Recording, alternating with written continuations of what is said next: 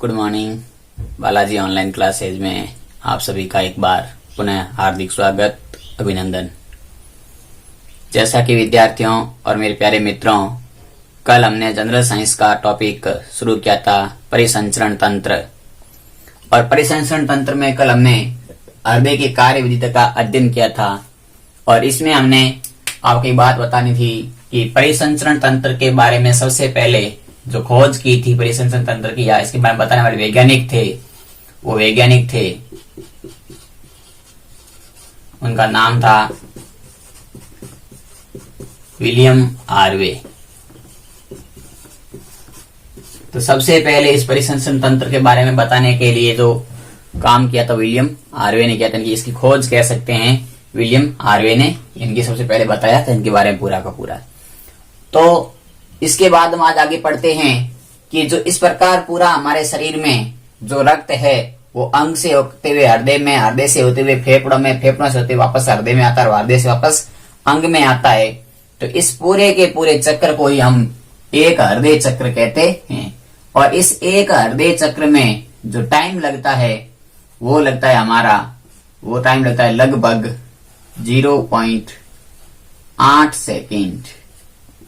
यानी कि एक हृदय चक्र में जो टाइम लगता है वो लगता है 0.8 सेकेंड का टाइम लगता है। यानी कि खून अंग से लेकर के हृदय में, हृदय से फेफड़े में, फेफड़े से हृदय में, वापस हृदय में, हृदय अंग में आने लगे, अंग से हृदय में, हृदय से फेफड़े में, फेफड़े से हृदय में और हृदय से वापस अंग में आने के लिए पूरा जो समय होता है वो मात्र 8 सेकेंड का समय होता है।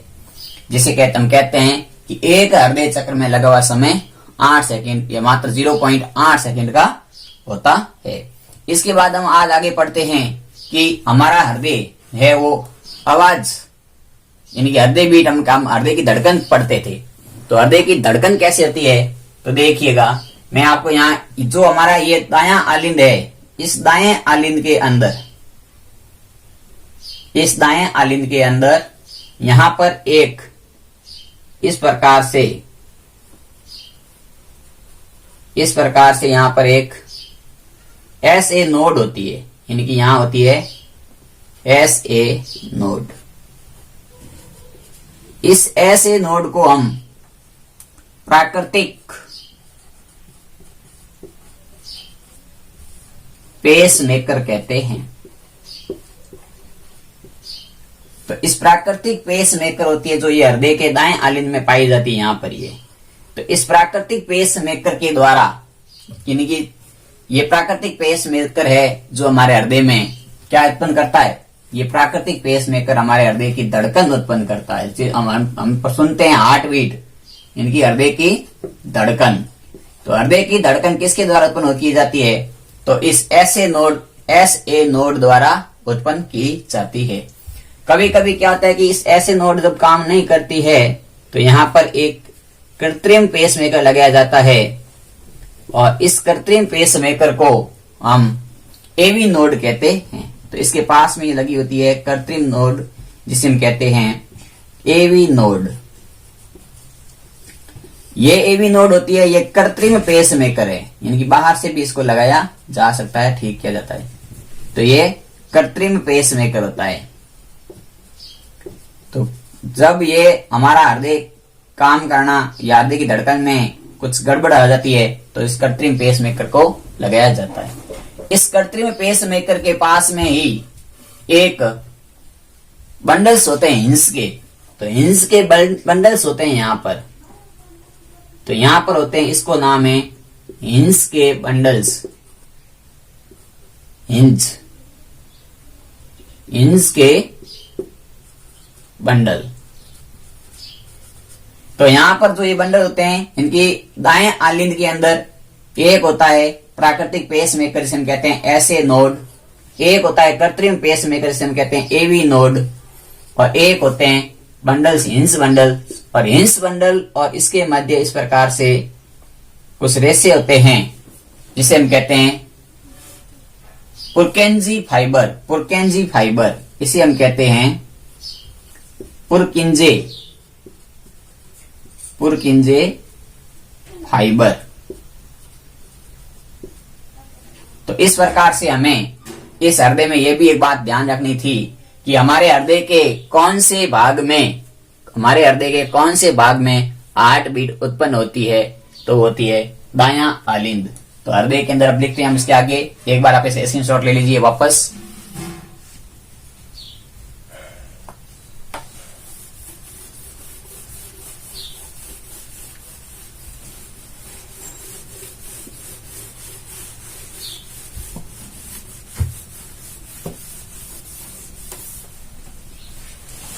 तो हृदय धड़कन या हार्ट बीट, हृदय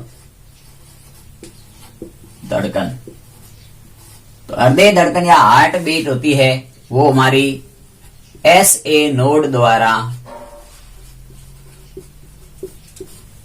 उत्पन्न होती है, या ये हो सकती है AV नोड द्वारा, या फिर ये हो सकती है जो होती है बंडल्स ऑफ हिंज द्वारा, और या इसमें हो सकता है पुरकिंजे फाइबर। और ये सब कहाँ पाए जाते हैं, तो ये हृदय के चारों जो पार्ट है, ये हृदय के दायां आलिंद में पाया जाता है। तो आपको पूछे कि हमारे हृदय में हार्ट बीट होती है, हृदय की धड़कन कौन से भाग में उत्पन्न होती है, तो दाएं आलिंद में उत्पन्न होती है। अब क्या आता है कि हमारे शरीर में जो हार्ट बीट, हम जैसे ब्लड प्रेशर कहते हैं या रक्त दाब कहते हैं, तो हृदय के अंदर जो रक्त का दाब होता है, वो रक्त दाब होता है, वो होता है 120 से 80 mmHg। यानी कि जो हमारे हृदय का सामान्य रक्तदाब होता है 120 से 80 के मध्य होता है।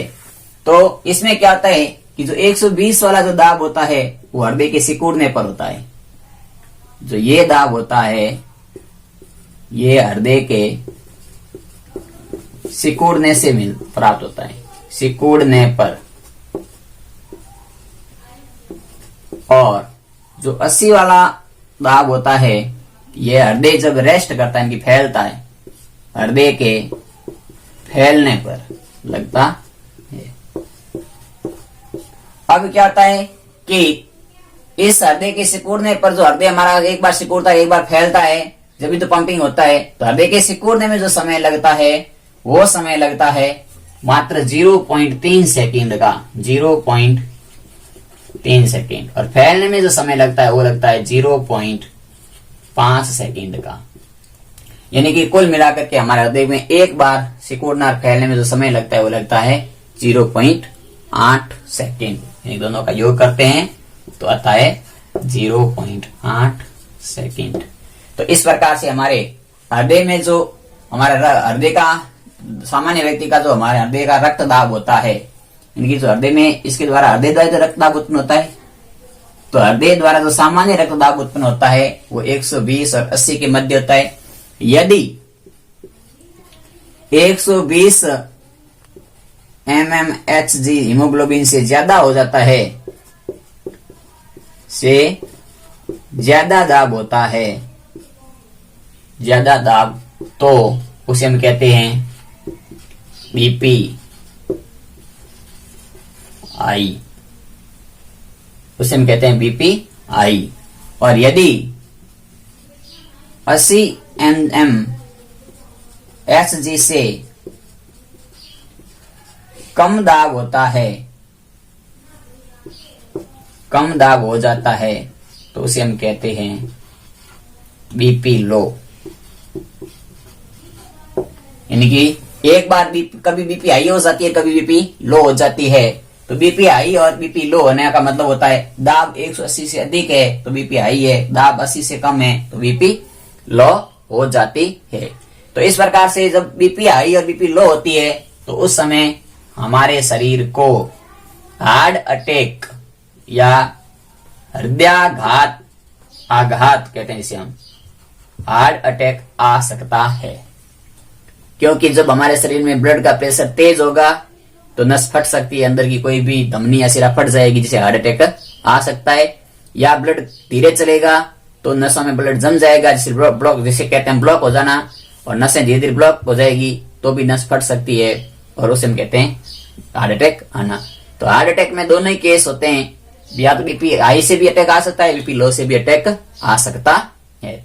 तो इस प्रकार से अब क्या होता है कि कुछ बीपी जो रक्त है ये रक्त दाब हम किस में मापते हैं, तो रक्त दाब मापने का जो यंत्र होता है उसका नाम है स्फाइगोमैनोमीटर। रक्त दाब या मापी का नाम होता है स्फाइगोमैनोमीटर।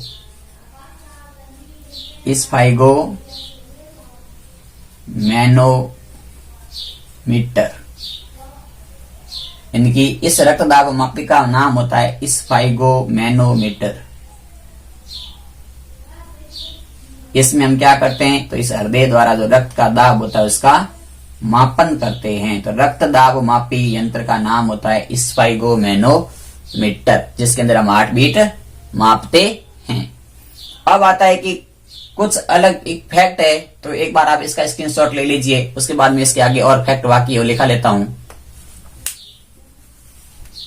तो आपने इसका स्क्रीनशॉट ले लिया होगा।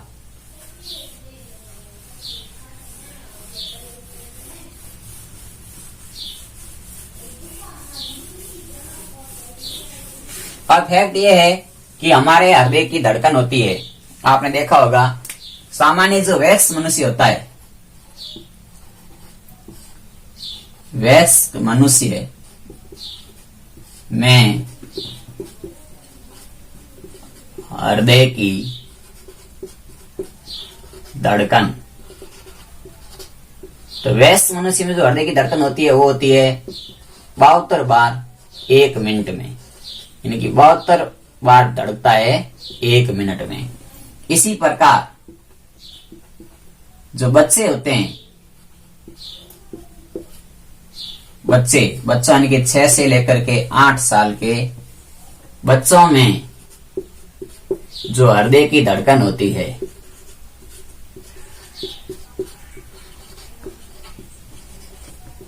वो 1 मिनट में लगभग 150 बार धड़कता है। छोटे बच्चे होते हैं उसमें ज्यादा होता है। इसी प्रकार आपने देखा होगा जब बच्चा मां के पेट में भ्रूण के रूप में होता है, भ्रूणीय अवस्था में होता है, तो जब भ्रूणीय अवस्था में होता है तो भ्रूणीय अवस्था में जो हृदय की धड़कन होती है, भ्रूणीय अवस्था में हृदय की धड़कन तो वो होती है 200 बार प्रति मिनट, यानी कि 1 मिनट में लगभग 200 बार धड़कता है। इसी प्रकार जो खिलाड़ी होते हैं रनिंग करने वाले, यानी कि दौड़ करने वाले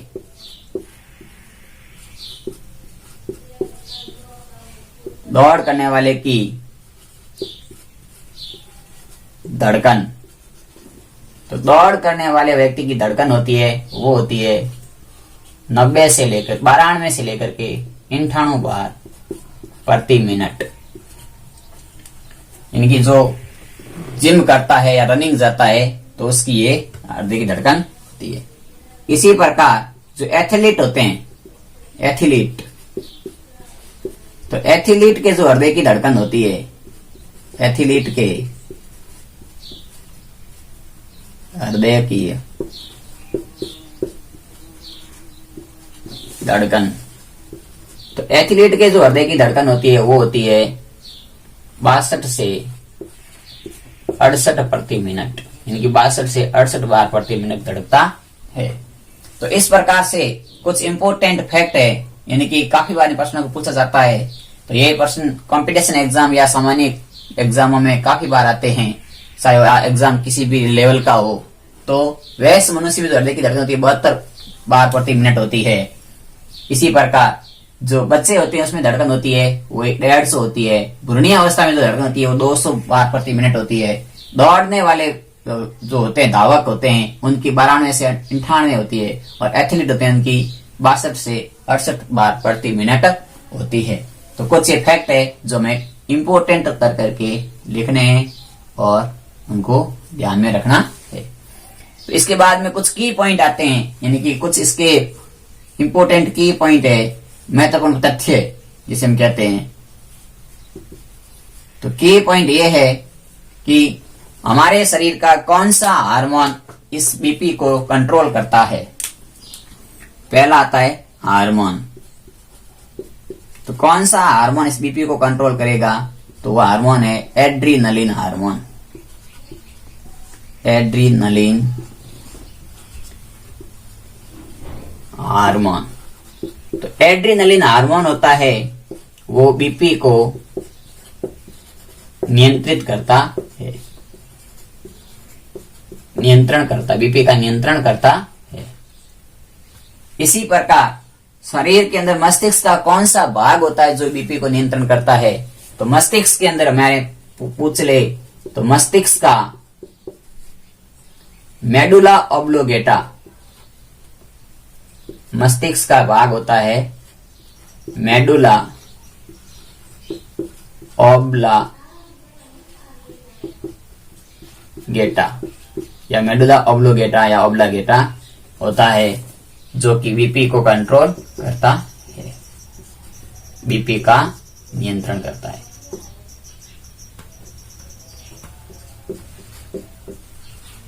इसी प्रकार एक आता है कि जब हमें शरीर के हार्ट बीट की चेक करना है कि हमारे शरीर का हार्ट बीट काम सही करता है कि नहीं करता है, या हृदय की हार्ट बीट कितनी है। तो हार्ट बीट चेक करने के लिए जिस जांच की जाती है, तो हृदय के धड़कन की जांच करने के लिए, धड़कन की जांच करने के लिए हम कराते हैं, उसका नाम है ECG। और ECG का पूरा नाम होता है इलेक्ट्रो कार्डियो या कोर्डियो, इलेक्ट्रो कोर्डियोग्राफी, ECG कहते हैं इसे। तो इलेक्ट्रोकार्डियोग्राफी या इलेक्ट्रोकोर्डियोग्राफी होती है जो हृदय की धड़कन की जांच की जाती है, जिसे हम कहते हैं ECG कराना। और आपने काफी बार नाम सुना होगा ECG का। तो ECG का पूरा नाम हो जाता है तो इलेक्ट्रोकार्डियोग्राफी, और ये धड़कन की जांच करने के लिए की जाती है। इसके बाद में हमारे हृदय से संबंधित 2 रोग होते हैं, यानी कि एक रोग होता है जिसे हम कहते हैं ब्लू बेबी सिंड्रोम। तो वो ब्लू बेबी सिंड्रोम क्या है, और एक आता है कार्डिक अटैक, इनकी हृदय एकदम अचानक कार्डिक अटैक कैसे उत्पन्न होते हैं। तो एक बार आप इसका स्क्रीनशॉट ले लीजिए, उसके बाद में आगे ब्लू बेबी सिंड्रोम और जो कार्डिक आर्टिक से उसकी बातें बताता हूं। तो जल्दी आप इसका स्क्रीनशॉट ले लीजिए एक बार।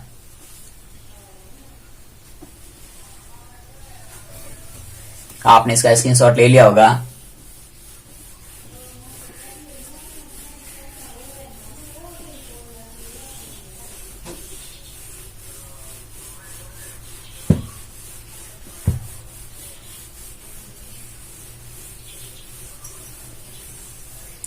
तो चलिए, ब्लू बेबी सिंड्रोम क्या होता है। काफी बार पूछा था कि ब्लू बेबी सिंड्रोम है।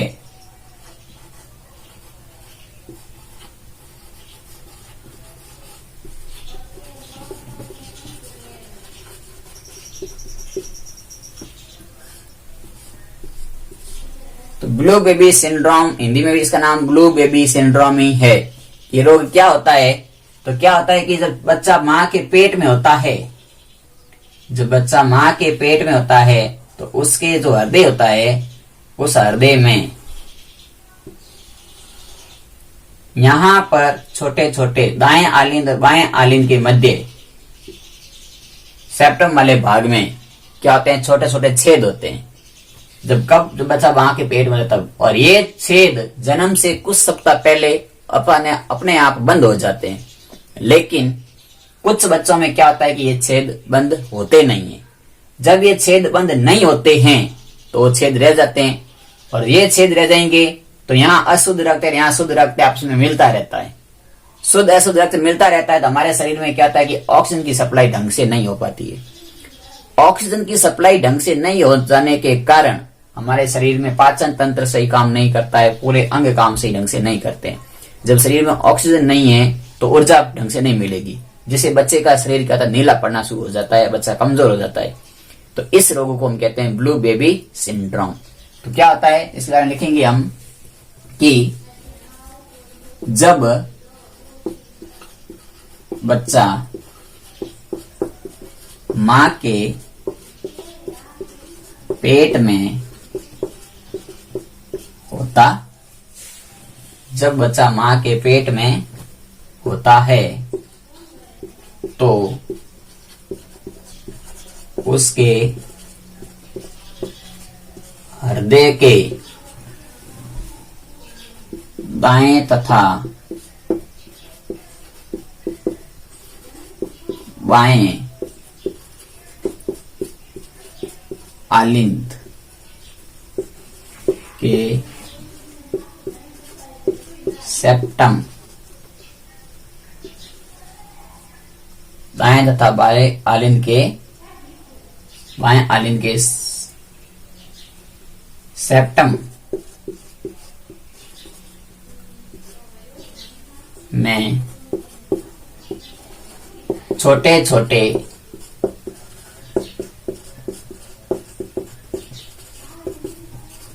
छिद्र होते हैं।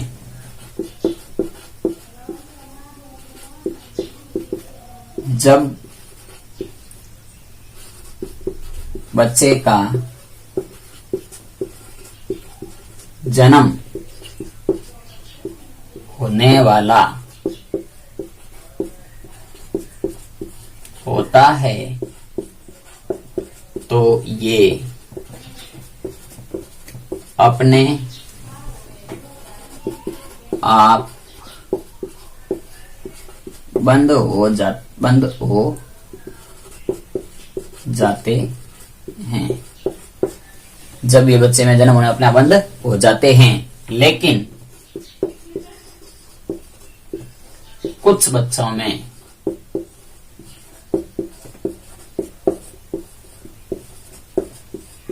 बंद नहीं हो पाते, जिससे शुद्ध तथा अशुद्ध रक्त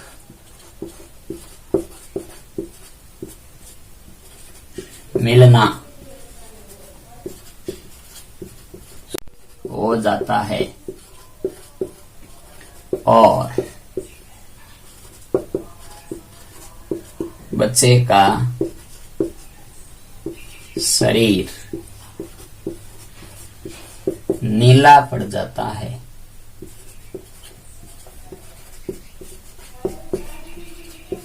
इसे हम ब्लू बेबी सिंड्रोम कहते हैं। तो मैंने अभी आपको जो डायग्राम बना के समझाया था कि जब बच्चे माँ के पेट में होता है, उसके हृदय में आलिंद के जो दायां आलिंद और बायां आलिंद होता है, दायां और बायां आलिंद ऊपर वाले भाग, उन दोनों भागों में क्या होता है कि जो इस सेप्टम वाले भाग में छेद होते हैं, छेद अपने आप बंद होते हैं, लेकिन कुछ बच्चों में ऐसा होता नहीं है, जिससे उसका शुद्ध और अशुद्ध रक्त मिलना शुरू हो जाता है और इससे बच्चे का शरीर का रंग नीला हो जाता है, जिसे हम कहते हैं ब्लू बेबी सिंड्रोम। डॉक्टर क्या करता है, जब इसका पता चल जाता है समय पर, तो डॉक्टर इसका इलाज करता है और इलाज के दौरान प्लेटिनम धातु से इस छेद को बंद कर देता है। तो इसके डॉक्टर उपचार के दौरान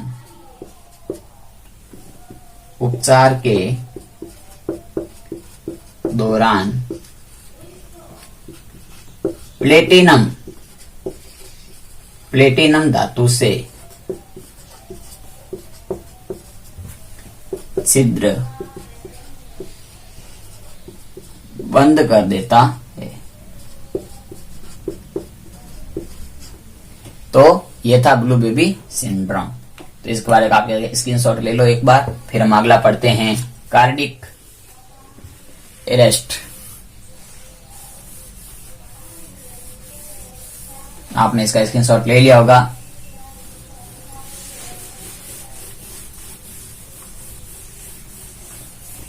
अब क्या आता है कि कुछ लोग होते हैं, आपने देखा होगा धूम्रपान करते हैं, इनकी बीड़ी सिगरेट ज्यादा पीते हैं। तो बीड़ी सिगरेट ज्यादा पीने से जो जिस प्रकार से हमारे हृदय में अटैक आते हैं, जिसे हम कहते हैं कार्डियक अरेस्ट, यानी कि इसका नाम है कार्डियक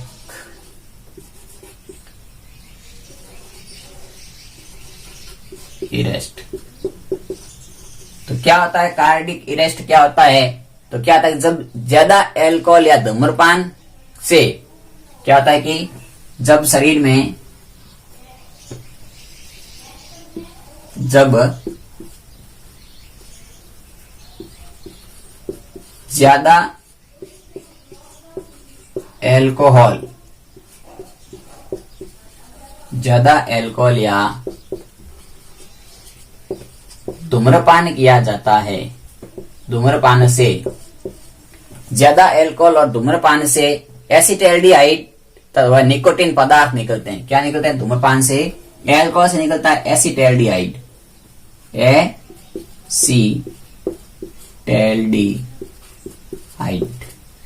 एसिटाल्डिहाइड तथा निकोटीन पदार्थ निकलते हैं। तो ये पदार्थ क्या होते हैं कि बी और टी जो हमारे यानी कि ये अल्फा पदार्थ जो है निकलते हैं, निकोटीन पदार्थ निकलते हैं।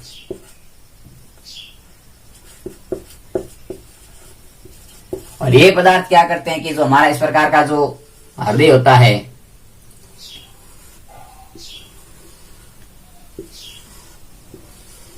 तो यहां होते हैं ट्रिपल इनकी त्रिकपाट वॉल्स और यहाँ द्विकपाट वॉल्स, ये होते हैं टी और ये होते हैं बी।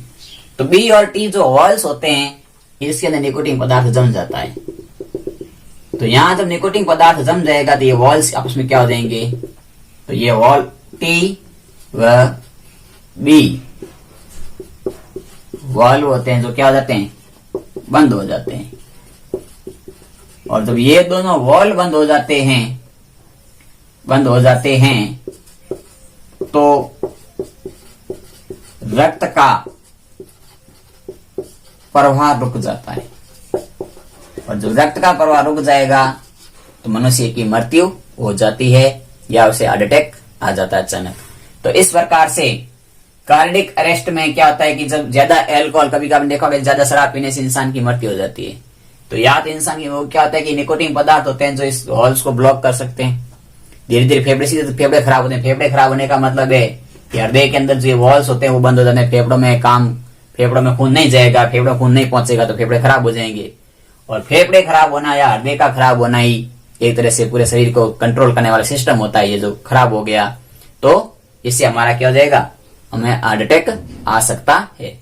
इस प्रकार हमने हमारा जो टॉपिक था परिसंचरण तंत्र, उसका पहला पार्ट हृदय पूरा पढ़ा और रक्त वाहिनियों के बारे में भी पढ़ा।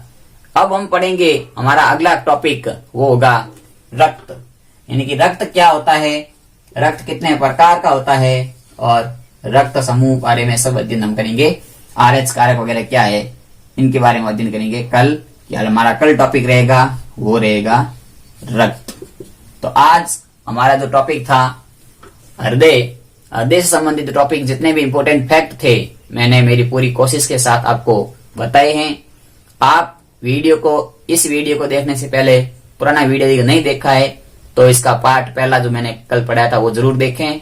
उसके बाद इस वीडियो को देखेंगे तो आपको परिसंचरण तंत्र का पहला पार्ट हृदय 100% पूरा समझ में आएगा और हमारे शरीर में खून किस प्रकार से चलता है वो भी हमें पूरा का पूरा काम इनकी पता चलेगा कि। और साथ ही साथ कल एक क्वेश्चन पूछा गया था, एक बंधु ने मेरे को पूछा था कि हमारे जो ये हृदय होता है, इस हृदय की मांसपेशियां किस प्रकार की होती है या इस हृदय की मांसपेशी कौन सी होती है? तो हृदय की मांसपेशी होती है वो होती है मेसोडर्म मांसपेशी, मेसोडर्म कोशिकाओं की या मांसपेशियां होती है। तो हृदय की जो मांसपेशियां होती है वो होती है मेसोडर्म मांसपेशियां की। इसीलिए उन बंदों को ये अपना क्वेश्चन मिल जाएगा कि हृदय की मांसपेशियां कौन से भाग में आती है, तो मेसोडर्म भाग में आती है। मेसोडर्म क्या होता है, इनके बारे में कल अध्ययन करेंगे डिटेल से।